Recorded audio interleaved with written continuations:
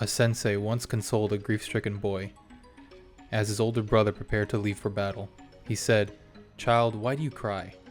You are both part of a family, and a family is a bond that cannot be broken by war, by strife, by force or neglect, and more importantly, you are brothers, and brothers you shall remain, despite time, argument, and even distance." These are the first pieces of narration in the first draft of what would eventually become my introduction to the Teenage Mutant Ninja Turtles. The beautiful sepia tone highlights of New York City, the angular character designs, the monsters, the cheese, the fighting, the characters were enough to entice me. They were enough to get me interested in the lean green fighting machines that were these four brothers. When I think of the Ninja Turtles, I don't just think of this movie. I think of everything else. Enough respect due to the people doing capers to get the papers, cause you never make the newspapers. You a pro doing your thing on the low for cash flow. People trying to figure out your MO. You never stay around for long. 1 minute you're here, then you're missing. Looking for another victim. Your life's kind of a mess, you never get rest. No home phone and don't have a home address. Where you live at? People looking for you, many enemies. And all you leave behind is many memories. But see, we recognize everyone like you. And the moves that you're making, cause you run right through every place, escape, town, block, Guerrero. The people know your name, cause your game is Matt Thorough. So do what you do, about to get brand new. Forever making new, baby, this one's for you. The Teenage Mutant Ninja Turtles have gone through many forms, and lots of different incarnations. I, strangely enough, have been able to experience nearly all of them as a young kid. Where do I even begin? Oh, you son of a fuck. James Rolfe. I'll probably be talking about this guy a lot through my time here on YouTube. I was interested in the Turtles since I could remember, but it wasn't until I found James here that my curiosity skyrocketed. The videos he put out, like the nerd episodes, specifically the review he did for TMNT 3, Teenage Mutant Ninja Turtles 3 suck shit. or videos like Generation TMNT. He does swim in a circle. It all showed me in such a thorough way that these heroes I had only seen as background fun actually had a lot more to their story than I knew about. James introduced me to Shredder, Krang, Baxter Stockman, Leatherhead, Bebop and Rocksteady, Rat King. I had no idea these creatures shared the screen with the TMNT. It reminded me a lot of Godzilla, mutants based on already existing fauna, battling each other in a city, involving aliens, monsters, Japanese paraphernalia. It's nuts! It all seemed to be Godzilla but the size of humans. The creativity that came with these concepts, as well as the grotesquely designed toys from Playmates that coincided with the original reign of the first cartoon show, was what actually got me into it hardcore. I did a lot of research on toys I couldn't afford. That's the most I'll say on that. Turtles was nearly all I could think about. My favorite turtle was always Mikey. I liked Leo a lot too, but I connected more with this guy. In fact, I actually loved all the turtles, except Raphael. He was always really annoying to me. Always pouting like, well, a teenager. What a fucking ass. When I saw the teaser for a new TMNT show on Nickelodeon, I made it my mission to catch that first episode. I was ready, and I loved it. I loved that show so much. This Turtle Mania I went through got me to watch episodes of the 1987 series, the 2003 series, and one fateful day I even asked my mom to buy me a DVD set of all the TMNT movies that came out at the time, the ones that James spoke so highly of, for the most part. I won't forget what I saw that day.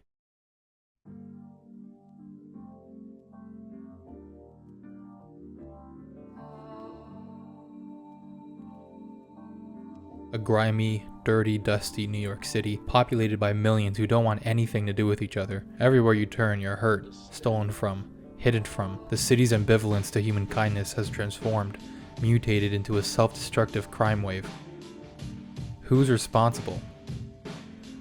The Foot, a clan of ninja thieves, has invaded the city, engulfing it in a hellfire of decadence.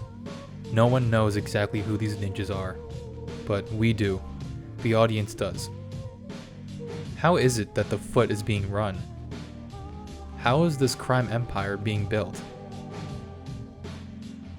On the backs of the unloved. Oh, there were women, lots of love making, but no love.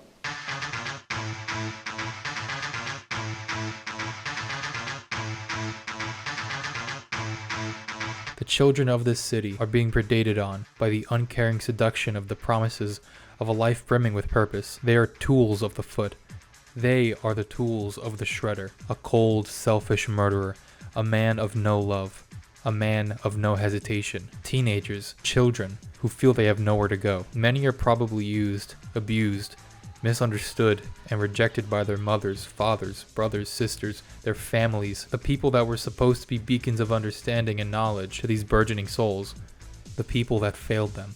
Here in the Foot's den, these children can do whatever they want, misconstruing the whims of material desire with the joys of freedom. They have no guidance. Some choose to have none despite being lucky to be born with its warmth, the guidance and love of someone that chose to love them. These lost souls answer to the Shredder. He is their father. He gives them a purpose, a reason to be alive, giving them the chance to potentially assimilate into a new family. One that doesn't question their questions, one that validates their vices, their confusion, and their anger. This family's reign over New York is being stopped, however, foiled. By who? 4 turtles, 4 brothers, genetically reborn in the sewers of New York, named after the great Renaissance masters, and trained as ninjas, raised by their father, a giant rat. A strange bunch. One that, like the Foot, is occupied by individuals that are rejected by the outside world, forced to shelter themselves in the trash can of those who live above, forgotten. For 15 years, these 5 have lived here. They've suffered the same isolation as the Foot, the same turmoil, the same circumstances that force people like, let's say, this kid named Danny, into a life of crime. How exactly do these brothers enact their revenge on the world they live in? The Turtles don't fight criminals just because it's the right thing to do. They genuinely find it fun. Without it, they lack purpose. They lack vigor. But why? How? They should be angry. They should be resentful. They don't have anything. They're poor. They only have money for fucking Domino's pizza, yet they're happy.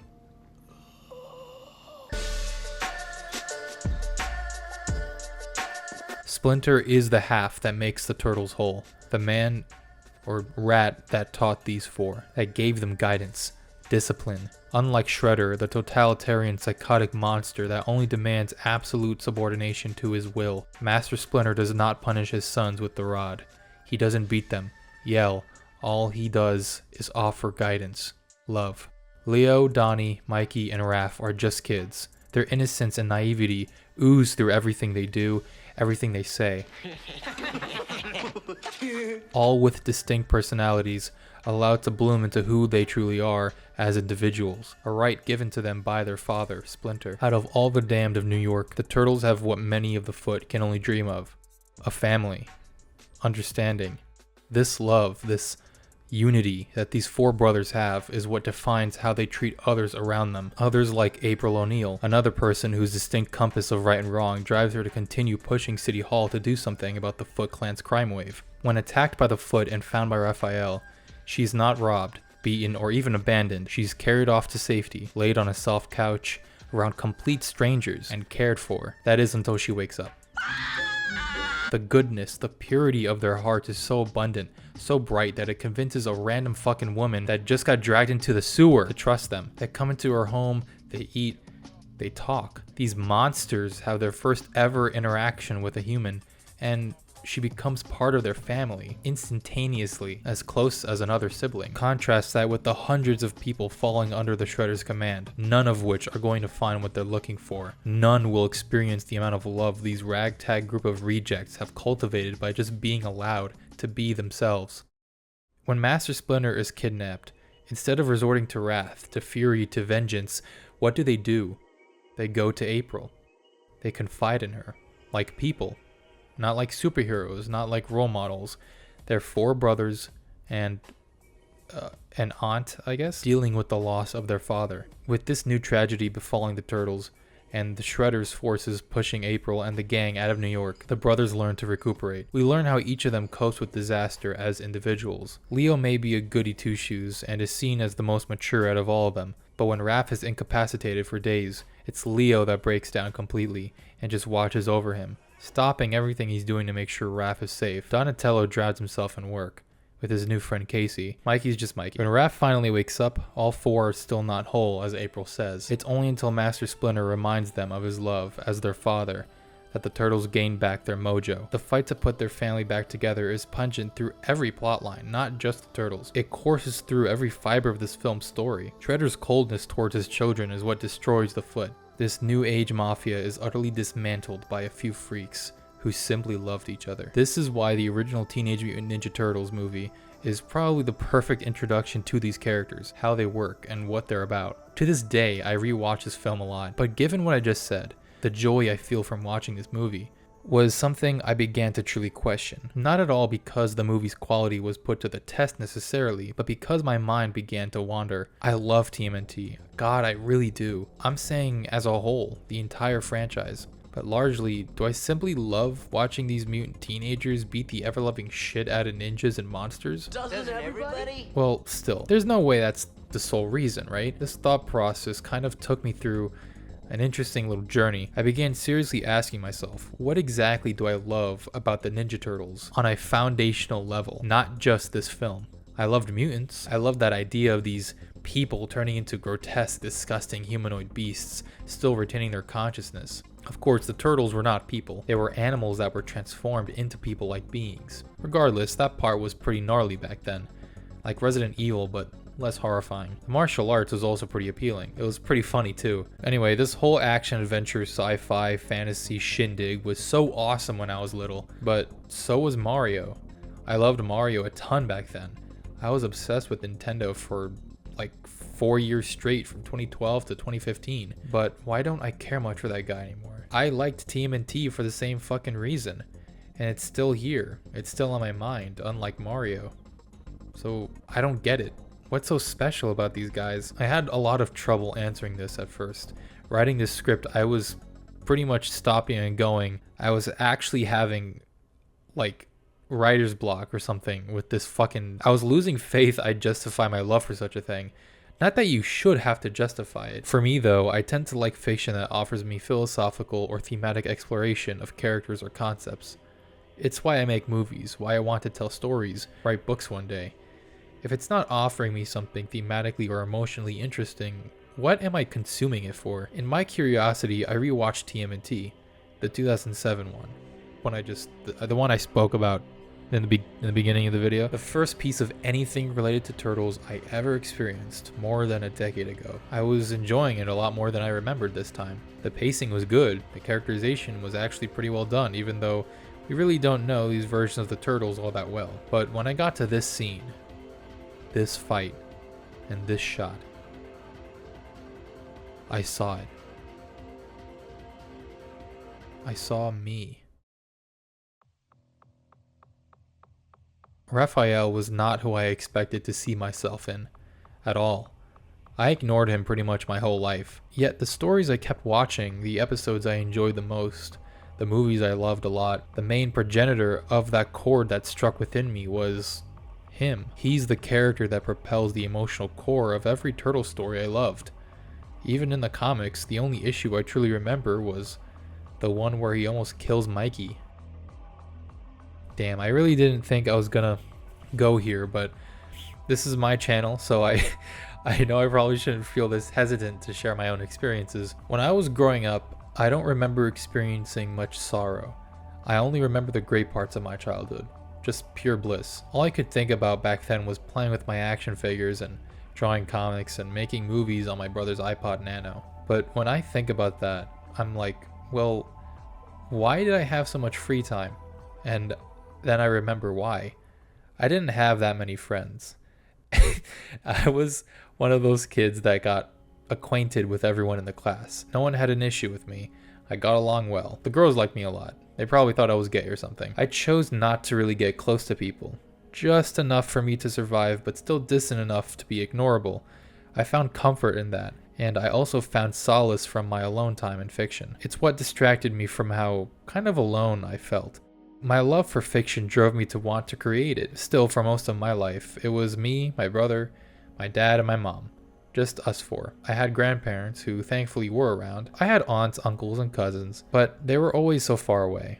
When I became a teenager, I began seeing how isolated I felt. I saw how little the outside world cared for me, how vicious the world was to strangers, how mean people could be. It made me scared of them. People. Yet, I was angry at them. I saw how it was getting harder and harder for me to connect to others because of that anger. This paradoxical, cyclical, parasitic relationship I had with myself. I got upset, resentful, and with no one to truly talk to a lot of the time, I repressed my feelings. I was just so quiet. I still am. The ugliness of what I was cultivating in my heart began to pop off onto others. Others that, regardless of circumstance, never deserved it. I was bitter. Bitter that I felt that no one really wanted me, that I was kind of unlovable. If humans don't want me, why did they make me?